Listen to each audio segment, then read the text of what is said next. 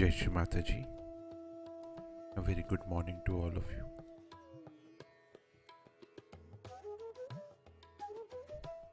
Let us all bow down to Shri Mataji, raise our Mother Kundalini and put Bandhan.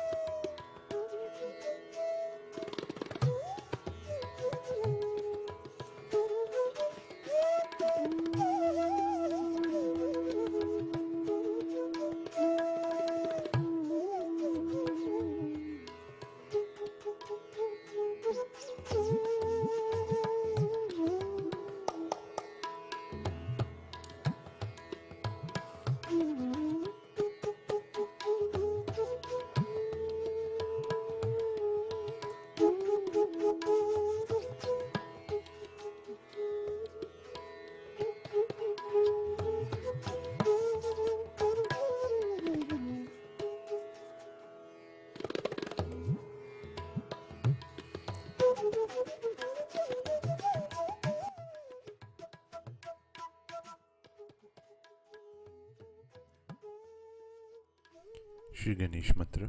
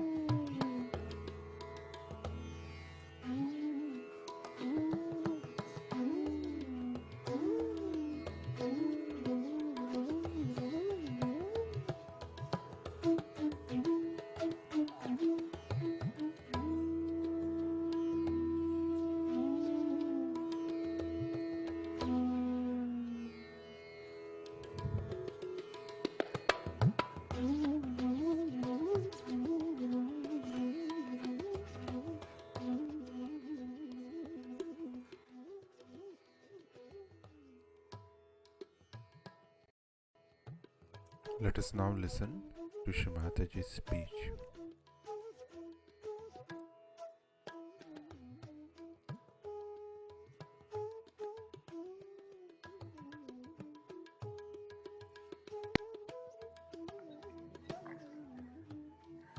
Today, we are really sitting in very close relationship with the nature. The whole thing, as you can see very clearly, is done by villagers and in a very simple way. And I am sure you all must be enjoying it very much.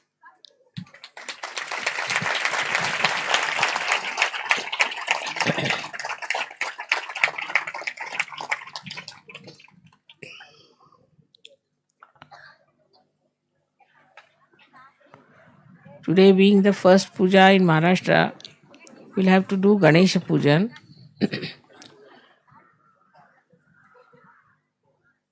But one has to understand how it is so important in Maharashtra that people worship Ganesha. As you know, there are Ashtavinayakas, 8 Ganeshas are there around this area, and this triangle of Maharashtra,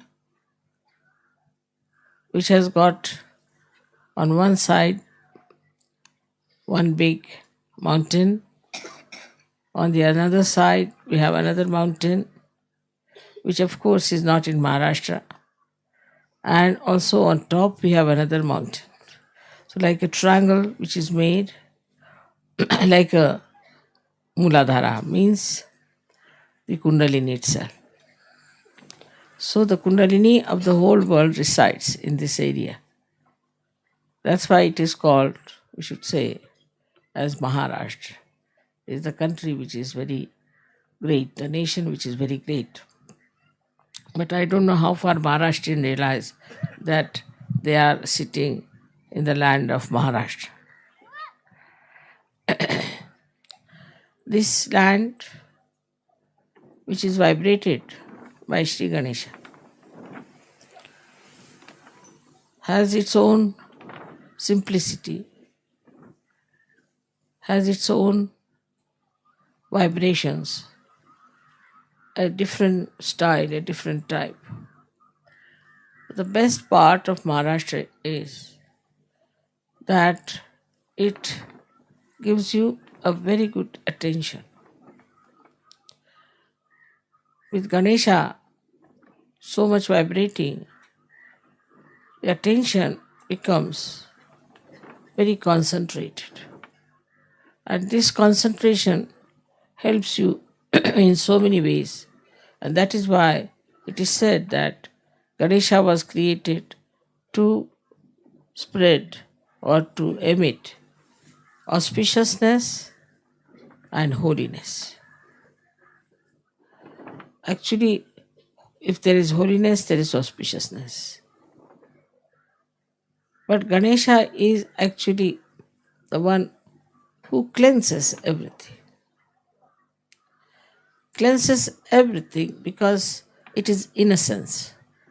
And the innocence that cleanses you takes away all kinds of conditionings and egos that are distracting your attention.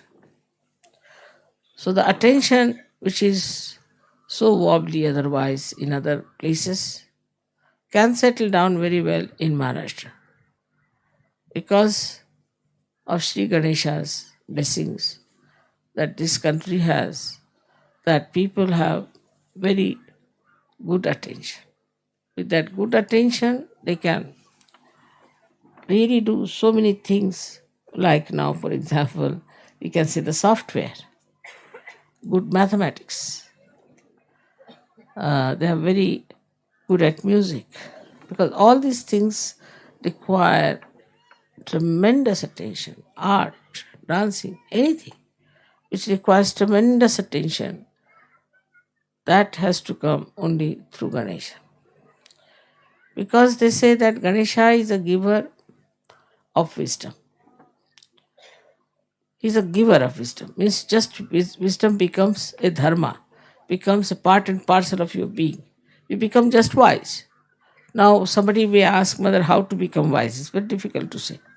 How to become wise? It is just that it happens that you become wise. So though he's a child, he's so matured. He's so wise. And he is not only that, but he emits wisdom. And this wisdom is a innate quality of anyone who is a surgeon, because in him also Sri Ganesha has been awakened. So he becomes a wise person, very wise. And with wisdom, what does he achieve? He achieves a balance, a proper ascent, and also he understands that this ascent is for his benevolence, for the benevolence of his country, benevolence of the whole world. He understands the importance of Sahaja Yoga. Without this wisdom, one cannot understand. And this wisdom is within us, just absolutely uh, innately built in. Only thing is, we have to use the storehouse of this wisdom that is within us. Of course, with Sahaja Yoga, it starts emitting, and you start feeling, and you start understanding what is wisdom is. You give up all your stupid childish things. You give up all your attachments. You give up many of your, say, things that you don't like, which doesn't behove you. You feel that you should give up, but you cannot. But with Sahaja Yoga, it just happens automatically, and you just see in your light what is needed, what is not needed. In that wisdom, you throw away whatever is wrong. So, what a great work this Ganesha has to do within ourselves. This manifestation of Ganesha within us is very important, I think. Not that it is only the basis, but also the foundation stone of spiritual life is Sri Ganesha. That's why I've been very anxious that we should find out proper schools for our children. They should have proper education and they should be looked after, because their Ganesh Tattva is already there. Only thing, we have to nourish it, we have to look after it and make it grow. Once that happens, then children are safe. Then nothing can harm them.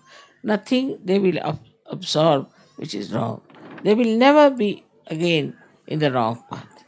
But from very childhood, if you never had this kind of training or this kind of understanding about Kundalini or about the wisdom part of it, you can never later on easily assimilate it.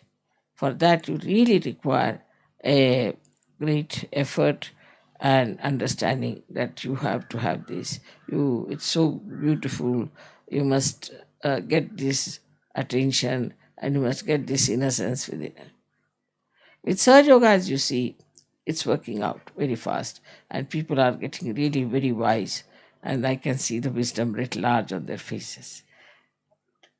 In this wisdom, what do we find here? See, on any line that we move, we can find that most of our problems are coming from human beings. Because ecological problem or any problem you think of comes from human beings. Or other problems that you have in your own country, as you have seen that there are such problems that they're sort of endless and you cannot change them. You feel very nice sitting underneath this because you are fed up with the cement that you have and the problems it causes to you and the way it is now becoming very artificial. But in these circumstances, one has to understand that the wisdom plays such a part in life that whatever may happen outside, whatever may be the trend, whatever may be the fashion, whatever maybe the people are all changing into, you do not change. You change within. Once you have changed within, then you have full idea as to what is expected of others, and what they should do, what you are doing, and how to deal with them, and how to talk to them, how to tell them, how far to go with them. Everything, all this comes through wisdom. In Sahaja Yoga, as you know, you are very capable people, you have achieved a lot, you know everything, know all about chakras, you know practically everything. I don't have to tell you anything. Despite all that, one should have also the wisdom how to deal with others, how to talk to others, how to behave towards others, how not to control anyone, not to say something that will be rather harsh or hurting. Because if you are trying to spread Sahaja Yoga, this is the only way we can go forward, is to look after everyone with great compassion. Now, we might think that wisdom is there with us, and we know how to do so many things with our wisdom, and now we are absolutely wise. I agree with Saj Yogis. Now they have become really very, very wise, and they know how to use their wisdom. But still, faith in themselves has to be really on a nirvikalpa state. That is only possible also Sri Ganesha, because he is in nirvikalpa. He has no vikalpas, nothing. He doesn't have to question anything, he doesn't have to ask for anything, he's just there. And he is in complete nirvikalpa, complete, absolutely into a state where he is not at all attached, nor is he worrying about things, nothing of the kind. He is just in nirvikalpa, and in that nirvikalpa, he worships Mother. Small, small stories can show you how he was so sure of himself, how he had courage, and how he worked out everything so intelligently. But when you are doing something, you can be in two minds. You can be not so decisive. But he was, and he is always very decisive, that he knows what is to be done. Right there. This is the point. So in wisdom, you don't have to think, argue. I've seen many people who say, Mother, you see, we were thinking, then we had vibrations, we didn't know what to do, this, that, how to do, how to correct, how to work it out. Now, I must say, this is a state. It is not a state to be achieved, but it's a state. Means you are there. It has to be innately built in yourself, this state of wisdom. But you can also work it out by just concentrating on yourself and trying to find out what's the matter with me, what happens to me, why? Why is it I am like this? The introspection can help you a lot to be extremely wise. But easier method is to worship the principle of innocence within yourself. For example, now we are dealing, supposing, with somebody who is a thief. Say, he's a thief. Now, what should you do with a thief? After you have found out whatever was lost, whatever you have, after that, what you have to do is just to forget about it completely. Once it is happened, then you have to just forget, not to worry about it too much. This has happened, that has happened, and how to make this point all right, and this gentleman is not all right. Just forget it. So the wisdom is also in forgiving. That's why Christ talked about forgiveness. Just forgive. There's no sense in remembering. This person said so, this person did so, that happened so. Just forget it. And once you start forgetting all these things, you'll remember right things. And useless things will just forget. You don't remember who has insulted you, who has troubled you, who has been misbehaving. I don't even think about people who have gone about Sahaja Yoga, talking ill about me, saying things, this, that. It's all right. Let them say whatever they like. I am not bothered. But what bothers me more, that if they do like this, I don't know what will happen to them. That's the only wisdom part of it. That, you see, when I forgive everyone, I say, Baba, forgive. I have nothing to say. But then also a thought comes in that if they are doing like this, then what's going to happen to them? They are doing this to someone who is so good, so religious, so highly placed in spiritual life. then you can't play about. But somebody is playing. Then what you have to do is to really forgive. Because one thing is built in Sahaja Yoga, that who try to trouble you, they will be in trouble also. So try to forgive, at least you soothe him down. All right, I forgive you. So soothe him down. Like this kind of a wisdom we should have. Not to get after people, not to pester someone, not to be very strict, not to be very sort of, I should say, pursue the matter. Whatever is it, that point you should finish off and just don't worry. I was telling just now that there is a servant, supposing. Now he steals your money all the time. You know he steals your money. Now what to do if he's stealing your money? One thing is to get out of, ask him to get out. Then you have another one. Then again you get him out and get another one. Goes on like that because they're poor people. They'll steal if they get. Now even if you are careful, still they might steal. So what should you do is to just to forgive the person and put the money in such a place that he cannot reach. Finished. As simple as this. You should just find out what does he steal. Oh, that's all. Then you keep it one side. But don't worry about all the time that now how am I to save myself from this thief or how am I to punish him. Just don't think. These incidents are just like a breeze coming and going. These relationships are just like that. There's no depth in it.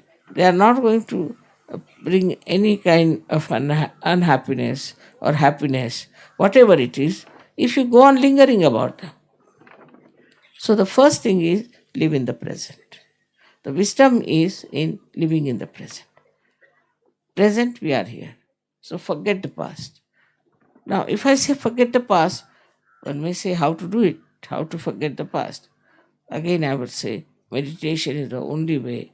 You give up your left and you give up your right, and you are just standing in the center, enjoying the wisdom, enjoying the joy of your being.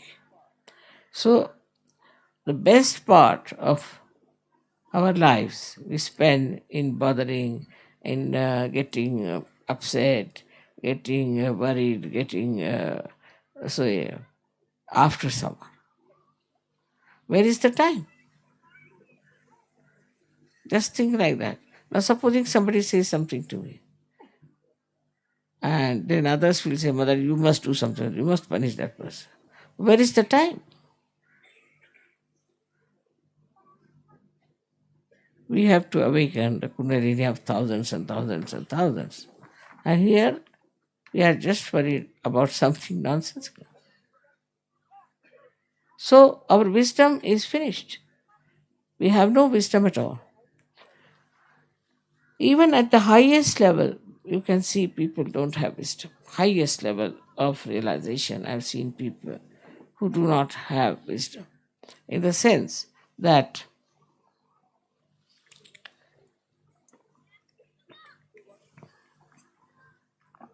they want to run away. They just get fed up, take sannyasa, finished, go to Himalayas, live there happily. There's no wisdom in that also. So living in the present, you don't also feel tired because you don't think of the past and the future, and you live very well and in great happiness. You improve things and you don't think of the future, what is going to happen to me or anything, and that's how you save lot of troubles of others as well as yours. So this wisdom is to live in the present. Is now that you ask somebody, how are you? All right. Then he's not in the present. You ask somebody, are you enjoying yourself? Not in the present. You ask somebody, are you happy? No. Then you are not in the present.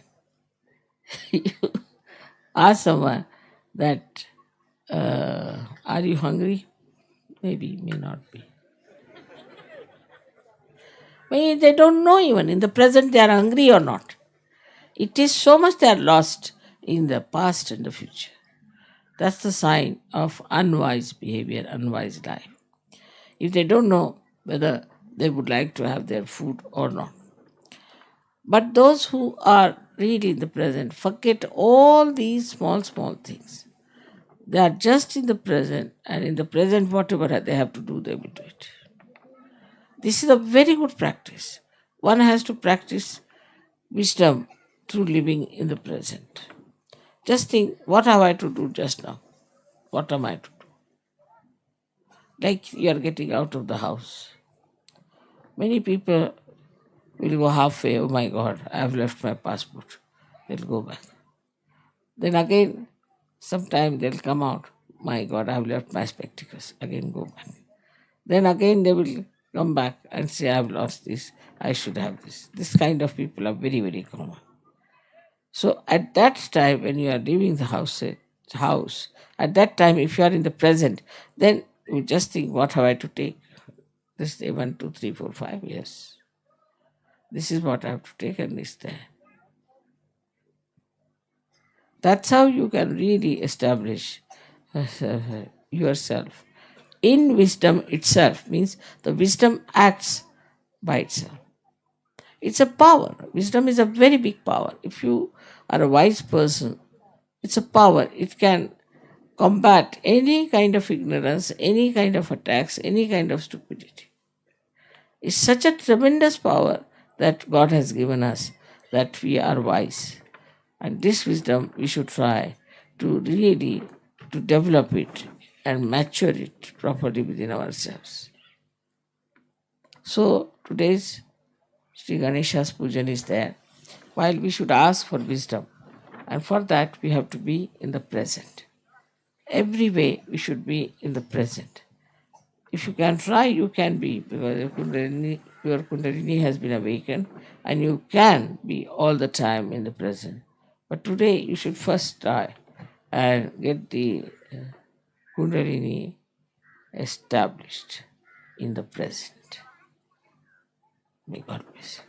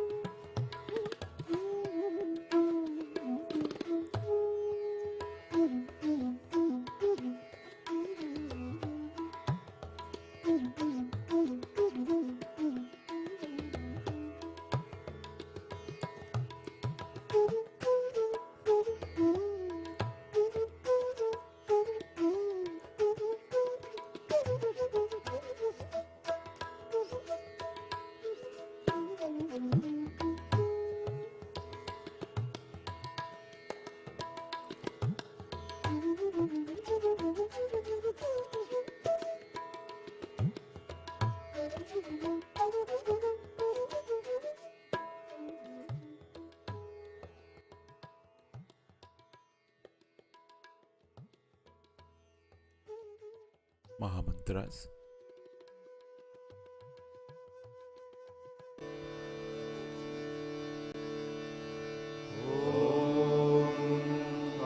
त्वमेव साक्षात् श्री महालक्ष्मी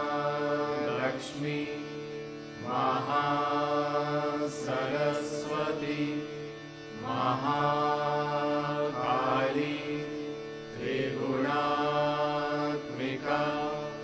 कुण्डलिनी साक्षात् श्री आदिशक्ति माताजी श्री निर्मला देव्यै नमो नमः।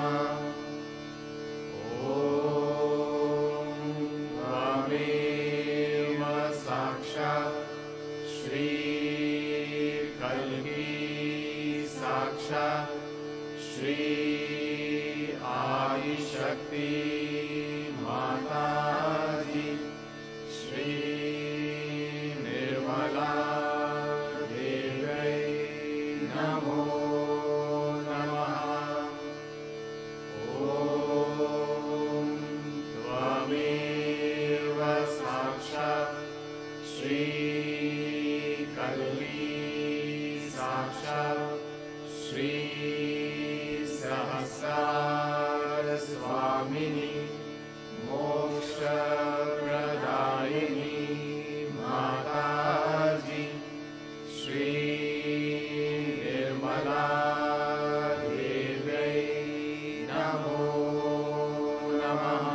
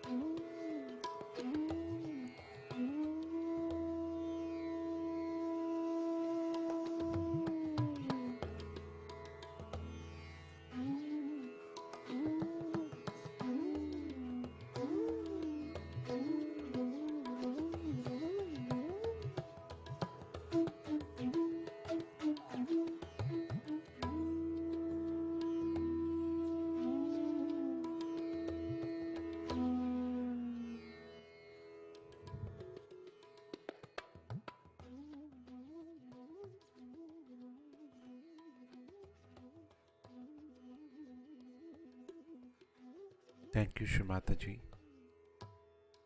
for this beautiful meditation. Let us all bow down to Shri Mataji, raise our Mother Kundalini, and put Bandhan.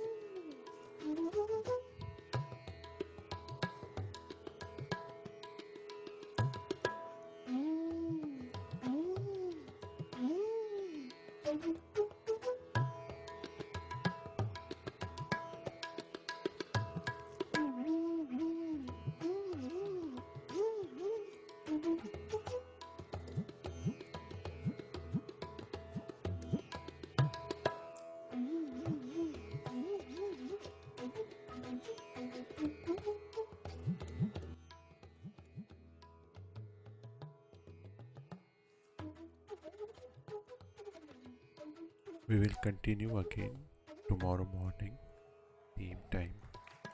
Jai Shri Mataji.